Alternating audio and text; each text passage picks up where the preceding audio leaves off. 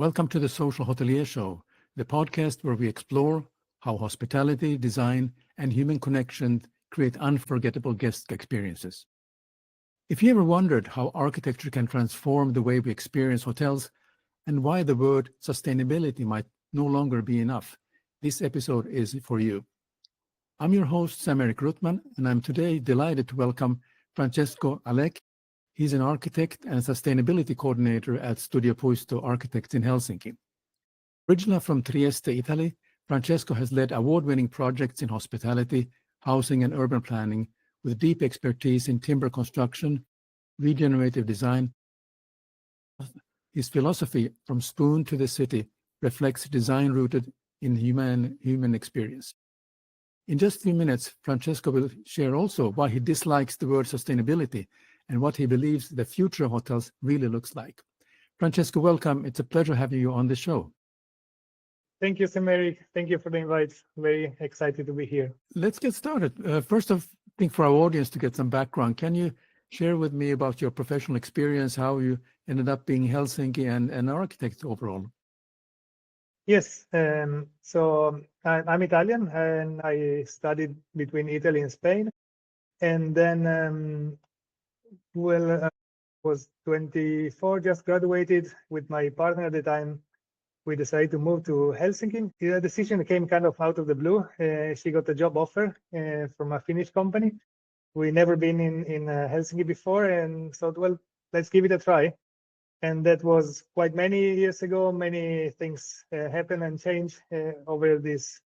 I think I lost counting. I think 17 years ago. But here I am, and it will come a day that I spend more years in Finland than in Italy. Very good. So, yeah. Very good. You lived in and worked in Finland now so that long. What have been your biggest learning adapting to the Finnish work culture and community? Yeah, it's as I said, I moved here without knowing anyone in the architectural fields. At first, I was doing freelancing, which I think was really good to build a network and get to know people, to try to understand how the scene is here. And when I started working in an architecture office, I work in a quite big, let's say, corporate style office. And yeah, one difference that hit me is that because I didn't know how to speak Finnish, and I felt that I was really cut off from everything was happening around me. But I quickly realized that actually there's not much small talk and not much, even less actually talking behind someone's back. So in a way, the office, let's say, atmosphere was quite different from what I am used in Italy, and with some good positive aspects actually. And then, well, one thing that also I learned to appreciate is this famous Nordic's work-life balance. So you don't have to stay at the office longer than your boss to show that you are someone who cares for the project. And yeah, I think those maybe were the first impressions and things that I quickly adapt to. Excellent. So how has being in Helsinki compared to more global cities like Barcelona, or should I say Barcelona, how it's pronounced, shaped your professional opportunities and design perspective? Yeah, indeed. As I said, I lived in Barcelona for a year, and it's quite a different city from Helsinki. And Helsinki is like I would say this kind of mid-sized metropolis compared to other more dynamic cities like Copenhagen, Berlin, Barcelona. But at the same time, I have to say that Helsinki changed a lot in the last 50. Became more cosmopolitan. The food scene increased a lot, and for the better. You can hear more English around in the streets. So I often say that Helsinki became more like me than me like Helsinki. That's very well put.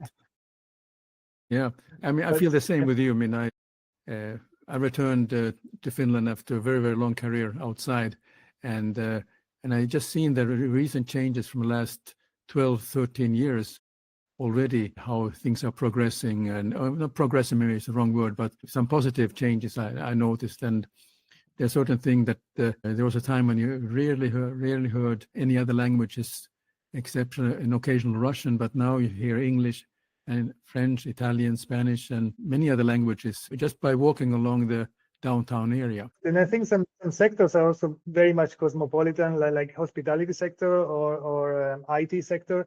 The building industry not so much. What drew you to join Studio Puisto Architects, and how would you describe the firm's design philosophy in your own words? Yeah, I landed here in Studio Puisto a couple of years back. And as I said, I was working in a big office. And then from that one, actually moved to a small office that was focusing on timber buildings. And that was kind of a stepping stone to reach Studio Puisto.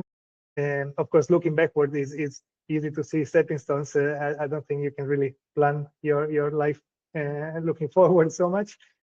But yeah, Studio Puisto philosophy really resonates with me. Care for buildings that connect people, connect with nature, where the use of wood is often like the starting point, and also this aspect of Nordic wellness, and try to export that, so to say, around the world. So Studio Puisto is actually not a big office, but it's quite international, and I think that often we punch above our weight on the international architecture scene in a positive way. We are ambitious. You said you have starting to dislike the word sustainability because it's become a buzzword and a cliche. How do you personally define regenerative architecture? Yeah, exactly. I think that sustainability nowadays is a hollow out word. Everything is sustainable, and hardly anything is. So it became really a marketing word. And I think that hopefully regenerative won't follow the same path. It's also something that has been used in the architecture field and landscape architecture field. Regenerative, means to regenerate, to improve a situation. And I think that the key aspect of regenerative architecture is the local impact on it. So an architecture can be regenerative to the local landscape, to the local community, or locally with the guests on their mind and body regeneration when we talk about hospitality.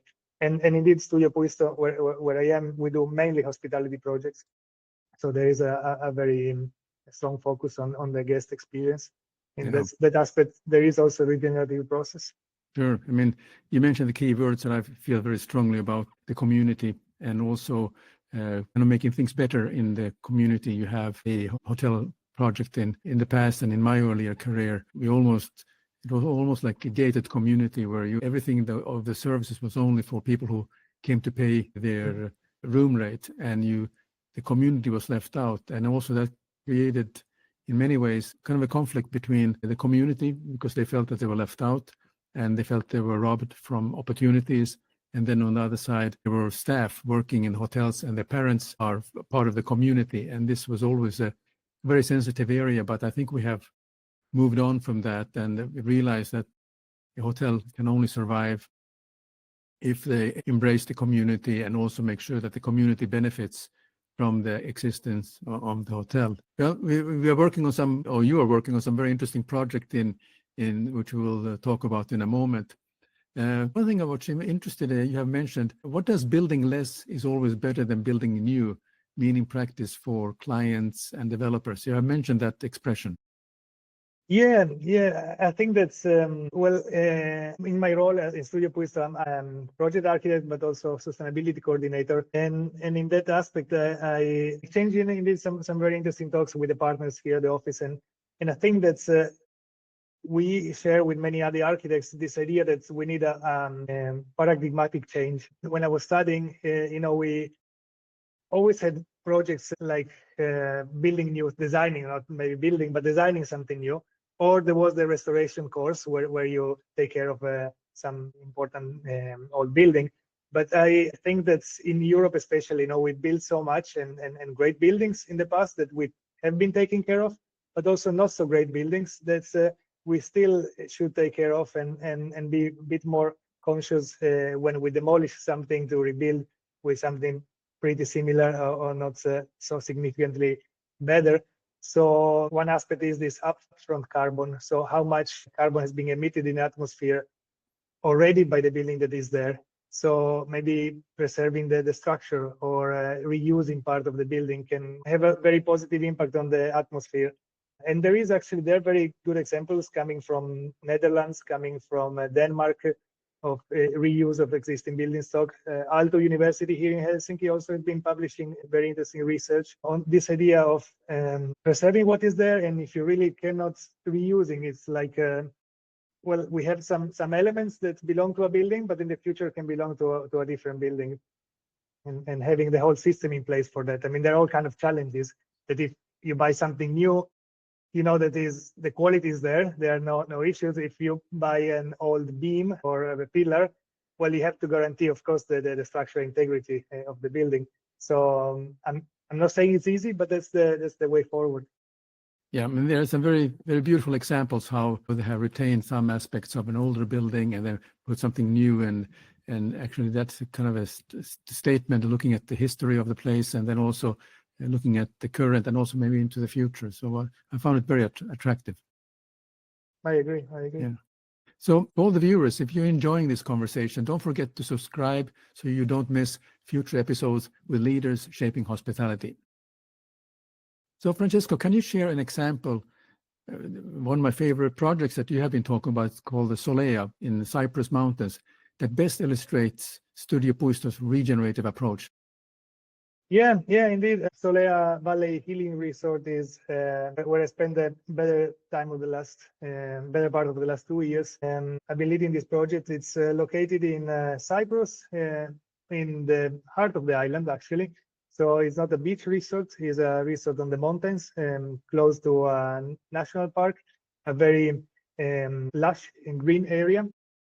And it's really interesting, the regenerative aspect of this project, indeed, because the client has been building lands in the valley to improve the ecosystem and to build some sustainable business there. For example, beekeeping and honey production is already happening. But then what was interesting is that when nature took over, let's say, unchecked, then pine trees are a dominant species, and they were some suffocating the other species in the valley. So what the client, together with a botanist, realized that, well, we can improve the biodiversity in a way that's increase the biodiversity of the valley, the amount of species that can thrive there. And yes, this is a human-led process, so it's not living nature as it is, but it's a process that can help to work together with nature. So we regenerate the valley, and then when now we are planning the resort and the building, we have the same approach, trying to work together with the landscape. The buildings are partly sunk in the landscape, partly have a light footprint, so that's the moment they will be dismantled and or demolished, they can leave the ground underneath untouched. And of course also the carbon footprints, we try to be as light as possible, using wood as the main structural material. Yeah. So those are. Yeah, sorry. That's a very interesting project, and the Cyprus, which has been known as the tourism or beach destination, and that has been the dominant way of attracting tourists. And finally, they came to terms that they have that the beautiful mountains and the villages there that has a very interesting community life there. That I think this is attracting new travelers who also, and that's really this healing resort tends to be the kind of way Cyprus can move forward, which embraces the culture and also the community and biodiversity of the area. And people are willing to go there, are interested to go to learn something during the stay, not less on sitting on the beach and looking at the rubber ships floating by. So that's interesting. So I understand that you are contributing to a book, and Dr. Willy Legrand, he publishes lots of books, and I think the latest called Handbook on Regenerative Tourism and Hospitality. And you're contributing into this book, and you emphasize that the local landscape and community in there. Why is this local connection so critical to regenerative design? Yeah, you hinted at from your experience at the beginning of having some kind of gated community where everything is neat and closed, though, and not opening to the surrounding. And the approach here is exactly the opposite. So we've been working with the local community at the beginning, so before the building is there, and we will work after when the building is built. So the work before is indeed meeting the local community, having workshop, having understanding of what are the needs.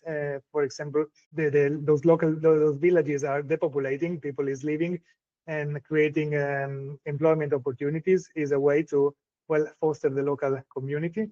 And at the same time, also the resort can work with what is there existing. So providing the guests experiences of the history, local history. The village, for example, closest to the valley where the resort is called Hidden Galata. Hidden, and I got to understand, the history a bit. It is interesting because the Cyprus were mainly inhabited on the shoreline, but then there were ransacks coming all the time. So people were escaping from the shoreline and getting hidden in the forest. So they grew those villages hidden in the forest, and then getting to understand those and having the long history that actually those villages provide, and there are small churches dedicated to the local saints. It's all aspect of connecting with the community in many facets, from the economical to the historical, cultural.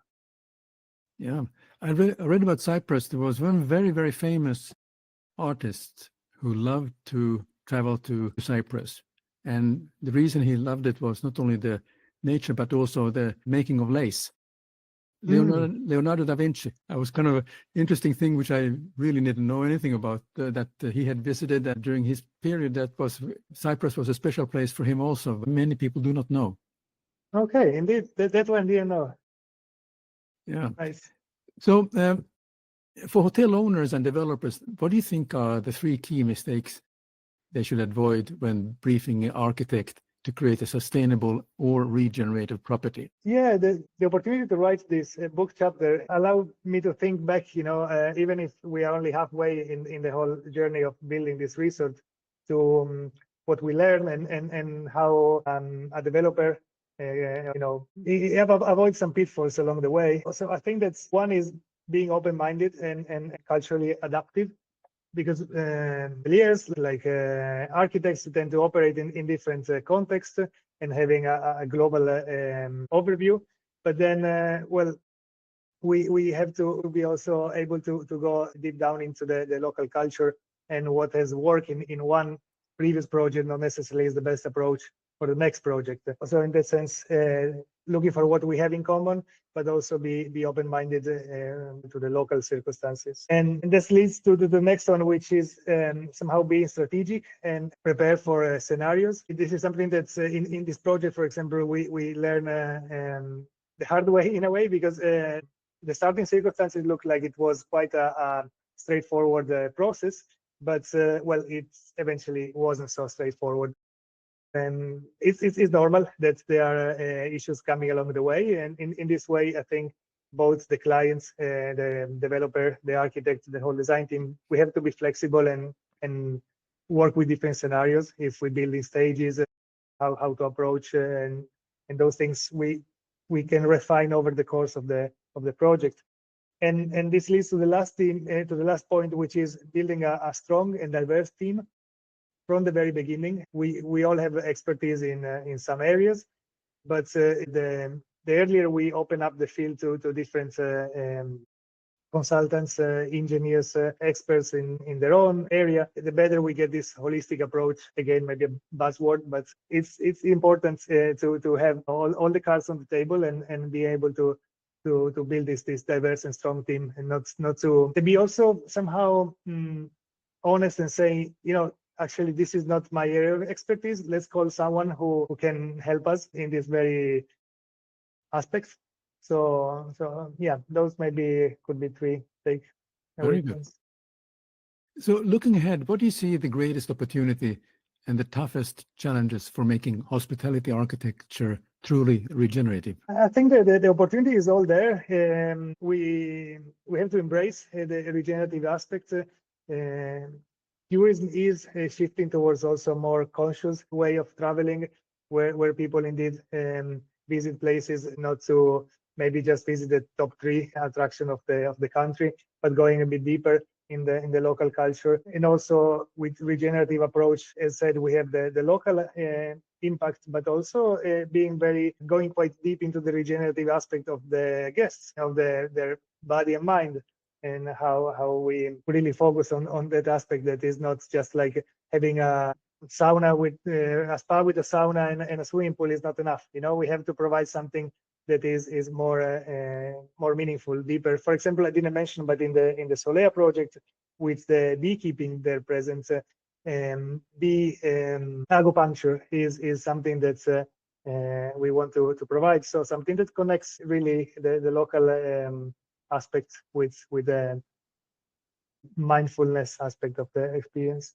Yeah, I mean, it's a science about this apitherapy where they're using bee venom as a cream or as a sting of that acupuncture site is actually a sting of the bee against arthritis and so on. So this has been around for thousands of years, but now we are relearning these things, and there is a science behind it, and it's quite interesting that the resort like Solea will be doing something very unique that comes natural to the environment, and also it doesn't look like it's a fake or forced kind of approach to that reason why people should be going there. So that's very interesting. Yeah. What would we like to ask you finally?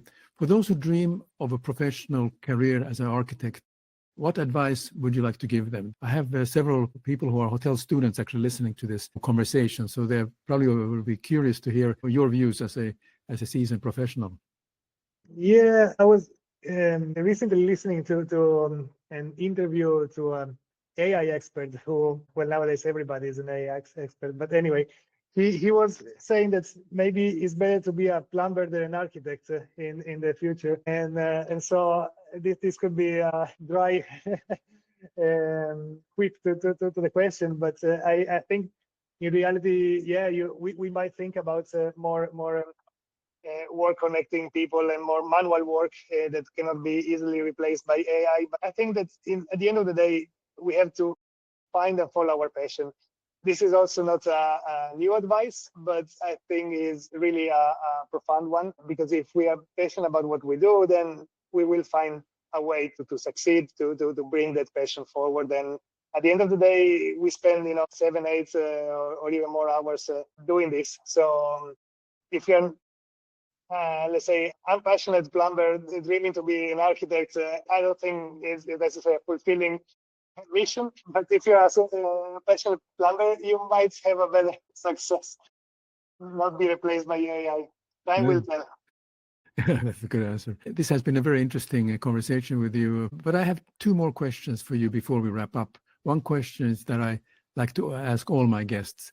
Besides what we talked about, what are the other trends do you see happening in hospitality that the hoteliers should take note of? Yeah, I think we touched a bit on with the Solea project, this authenticity and bringing something that's belongs to the place, not trying to be different in a shallow way, follow some trend or something, but try to connect really with what is there.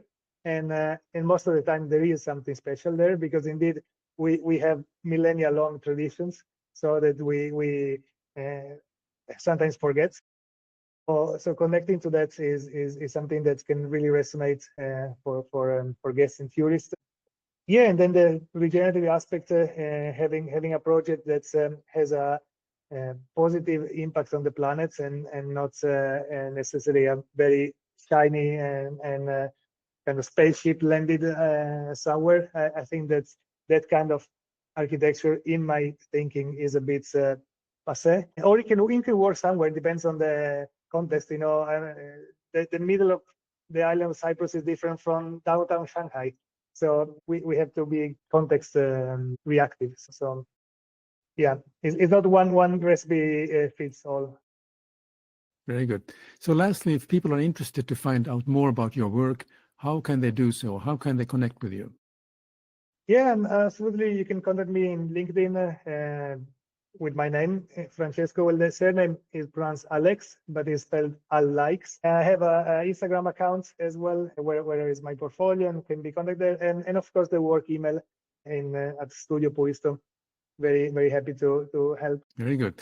So Francesco, thank you for sharing your journey and insights from architecture to regenerative hospitality, and even the lighter moments that you make your story unique. And to our listeners, if you enjoyed this conversation, make sure to follow or subscribe. Leave a quick review and share it with with someone who loves great hospitality stories.